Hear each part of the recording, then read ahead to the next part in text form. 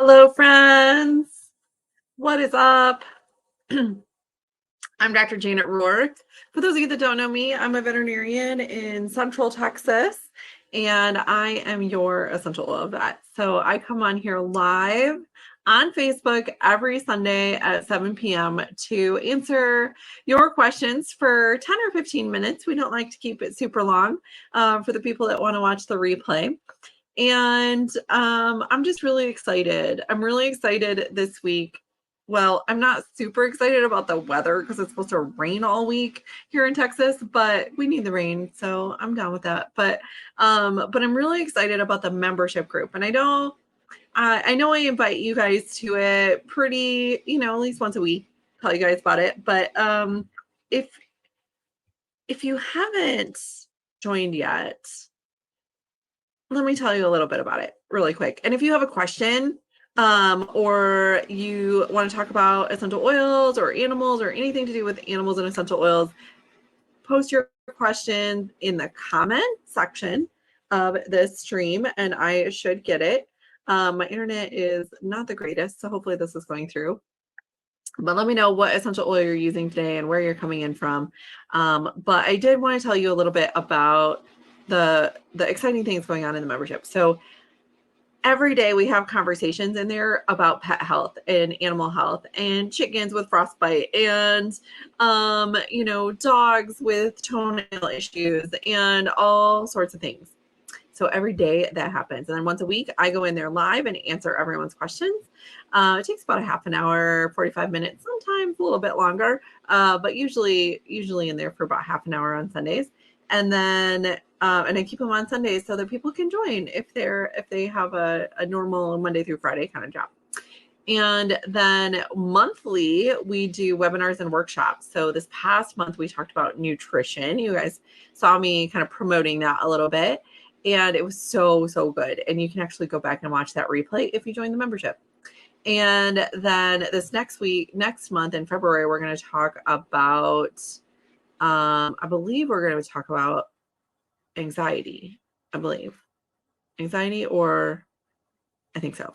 And then that's once a month we do that. And sometimes I throw in extra things because I'm like, oh, let's talk about this. It's super exciting. And then quarterly we do challenges, which you guys are always invited to the challenges. But they get early discounts and things like that. My members do. And then we also are launching, starting tomorrow, an affiliate program where if you invite your friends to join the membership, you can actually have your membership paid for. You actually get reimbursed for that because I personally would just rather pay my friends who are in the membership than the Facebook algorithm. So for ads and things like that. And so we've got a little affiliate thing going on that we have launched. It's going really well. We beta tested it with our level 2 students. It seems to be going really well. And so I want you guys to invite you guys in. So if somebody signs up, if one of your friends sign up for maybe like my free safety PDF or something like that, and then later on they decide to join the membership, you can get reimbursed for that if they use your affiliate link to sign up with their email for the safety PDF. So really cool opportunity. Make a couple extra bucks. If they decide to go on and become an animal aromatherapist in my animal aromatherapy course, you get a couple $100. So it's kind of nice. Nice little deal. Okay, so there are a few questions. So let me get to Brielle is using Harvest Spice in Texas. Jenny is wondering if the baby body wash is okay for dogs. Yes, it is. Just make sure you rinse it really well. It does not foam like a normal shampoo, so just keep that in mind. That's normal. And then just rinse it off, but it's super safe. It's got chamomile, which is very calming to them. So definitely okay for doggos. Eleanor says, hi, Dr. Roark, using frankincense and lavender for my environmental allergy on paws, plus wiping their feet after the dog's been outside. See, Eleanor knows. She's been through my course, and she's also in the membership. Dr. Calderwood, David Calderwood, cat with arthritis. Do you give frankincense and copaiba topically diluted? Also dilute digestin to rub on the belly. of the same cat for constipation as needed. That's a great combination, David. So that is a great combination. I would probably do a little self-selection, see what that cat likes. Cats do seem to like Copaiba pretty well. And that's a great combination. Remember, everyone, with cats, whatever you apply topically, they're probably also going to get internally through normal grooming practices. So they're like lick their paws, groom me, take a little bath. So whatever is on their fur is actually, or on their skin, is actually going to get internally as well. So that's why we want to be really careful and making sure we're diluting those oils, of course, as David suggested. So those would be a great option. The other one you can try is the kids kind of sore muscle blend, which is really great for joints as well. So that is, what is the name of it? It's, I'll just say it. It's Rescuer. So just, I don't remember like the descriptive name for it, like soothing blend or something like that. So, but yeah, you can use that one. It's already pre-diluted, so it's super easy, specifically over the sore areas for sure. And then the tummy, if you don't want to use Digestin, you can use the tummy tamer blend recipe that I have in the membership, or you can use the kids digestive blend, the tamer blend as well. All right.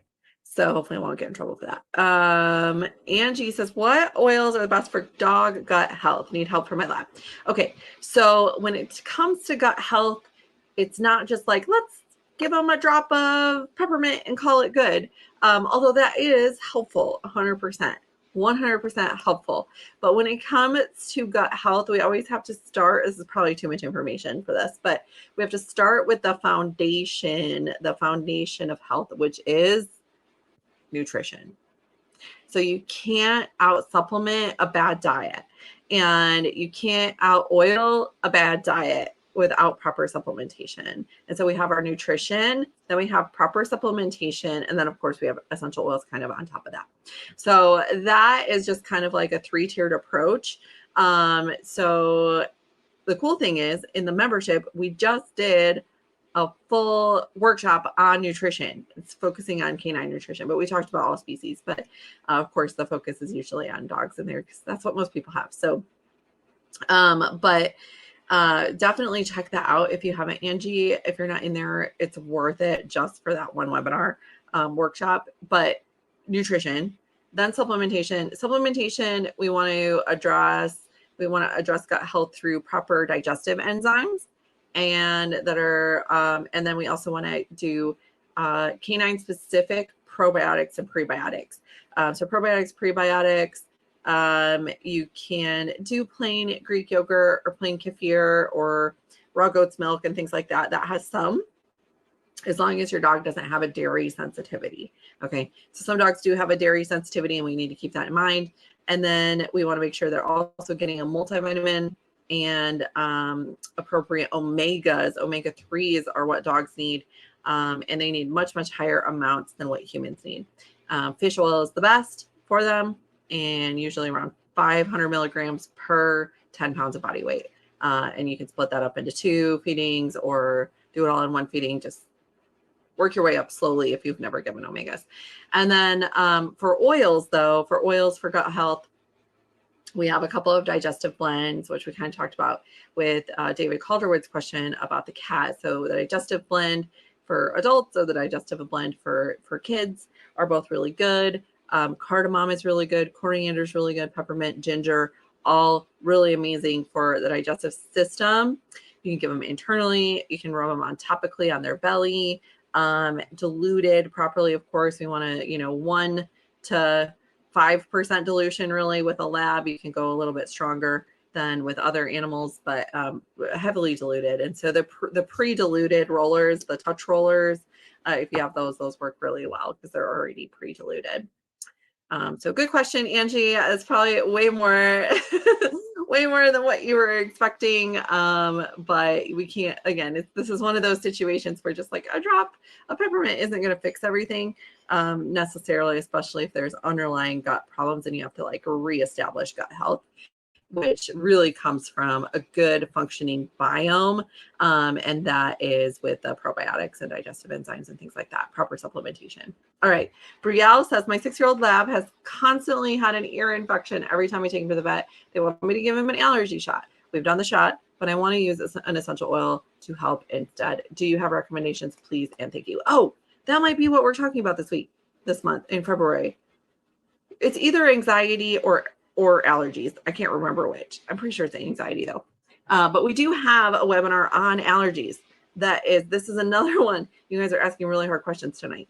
So this is another one where it's like, if we have underlying allergies, if we have underlying allergies, this isn't one of those things where it's like a drop of lavender and everything's going to be fixed. Yay, tra-la-la-la. There are certain circumstances where that happens, but usually not with allergies, usually not with gut health. And allergies usually are indicative of gut health problems, actually. So, and ear infections are a symptom of allergies. So we want to, again, foundation of health, nutrition, decreasing toxic load, making sure that topically they're not getting into anything, making sure that their gut health is right with proper digestive enzymes, probiotics, a multivitamin, and omegas. And then, so if you're not doing omegas, for sure do omegas. Omegas are super, super helpful for the skin and for the ears. And then we do have a really, really good optimal ear health recipe. Where is that? Do I have it handy? I don't have it handy. But, oh, here we go. If you guys have my book, you guys can order this book from any of your essential oil supply vendors. Youroiltools.com is a good one. And then for the ears is right in the very beginning. We have an optimal ear health recipe, and it tells you like how to clean the ears, as well as applying the oils for ear support. This one is arborvitae, lavender, basil, and frankincense, 3 to 5 drops of each in a 10 milliliter bottle of carrier oil. And you can roll that on a cotton ball and then swipe it around inside the ear after you clean it. Or you can actually mix those oils in some bentonite clay and use like a cotton ball and then dip the powder in there to dry it out a little bit if it's really moist in there. So there's a couple of things going on there. We also have a webinar in the membership on yeast specifically. So it's called Defeat the Yeast. And it is a really big problem with ear infections and things like that. And a lot of times, you know, with allergies, we also have yeast overgrowth as well. So a lot of information there, Brielle. So hopefully that didn't overwhelm you, but I would encourage you to head over to the membership group. I think you're going to get a lot out of that if you're not in there already, and it's really, really good. So super cool. Nicole says the book is awesome. It is awesome. We are working on a second edition as well. But yeah, the name of the book, Brielle, is the Essential Oils for Pets Guidebook. I'm not very creative with titles. I'm like, this is what it is. It's a guidebook. So Essential Oils for Pets Guidebook. We are working on a second edition that should be out at the end of this year, as well as one for horses. So I know a lot of you horse people have been asking for one. That's a passion project of mine. I really don't make any money out of these books, but it's a lot of work for you guys, but I know you get a lot of benefit from that. So definitely check that out and grab that book if you haven't already. Super low cost and handy to have around for little things that you need like this, or join the membership group. All the protocols are in there as well. Oh yeah, and the ear health recipe, that we do have a 1-page free resource with that recipe in there over at this link right here. So it's go.essentialoilvet.com/ear-guide. And I don't know, maybe we'll put that in the PS in tomorrow's email if you guys are on the email list. If you're not on the email list, grab that guide, that link, because that'll get you on the email list as well. So you can get additional recipes and fun stories that I send out once a week, and, you know, give you information about what's going on in that you might find interesting or valuable as a pet or animal owner. Things like we have a dog training summit coming up that I'm going to invite you guys to here coming up in the next week or two that I think will be really, really helpful. I'm not a dog trainer, but there are some really good dog trainers out there that can give you a lot of really helpful information. All right, we'll do one more question, then we'll wrap it up for today. Tracy says, my Shih Tzu, Bichon, has always coughed, but it seems to be more often now, thinking maybe tracheal issues. So tracheal collapse is really, really common in these types of breeds, these little dogs. Any essential oils to help with that? Yes. The easiest thing to do is the anti-aging blend diluted. So it's not diluted, it's in a roller bottle, but it's not diluted. That dilute it out and then rub it on the trachea. So just like down their throat, the whole length of the throat can be really helpful. And then the respiratory support oils, so rosemary or cardamom or the Air Axe or Breathe are all really, really good to diffuse, to open up those airways. The other thing it could be is heart. So taking your dog in to the vet to see, is it the heart or is it the trachea? That could be really helpful. And I really recommend that you do that, get some radiographs or x-rays to see, kind of assess that. Your vet can assess that pretty easily. And then that'll kind of guide you. Okay, we need to support the heart more, or do we need to support the respiratory tract more? They do kind of go together, but very, very different kind of approach regarding that. So definitely check that out. Those dogs are really prone to that as well. And in the meantime, you can diffuse your respiratory support oils. Is there anything else I wanted to add with that? Tracy? Yes. And then the anti-aging blend diluted topically can always be helpful for those guys for sure. Or just copaiba even, honestly. Okay, that is all the time that we have for today, you guys. So thank you so much for joining me on this week's Ask the EO Vet Q&A on Facebook Live. I'll be back next week, same time, same place, to answer more of your questions if you happen to hop on live. So I only see the questions that are on live. If you're watching this on the replay, I'm sorry. Join the membership group. We answer all the questions over there. All right. I love you guys. And if you are looking to membership, it's really easy. You just go to essentialoilvet.com/members, and you can hop on over there for less than $1 a day. Your animals can get the best resource out there. And it's always changing. We always add new stuff. We're always constantly making that better and better and bigger and better. And it's searchable. So you can be like, oh, what do I do for tracheas? Like the last question that we had.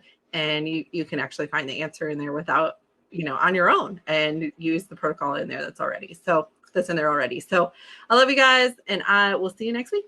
Bye.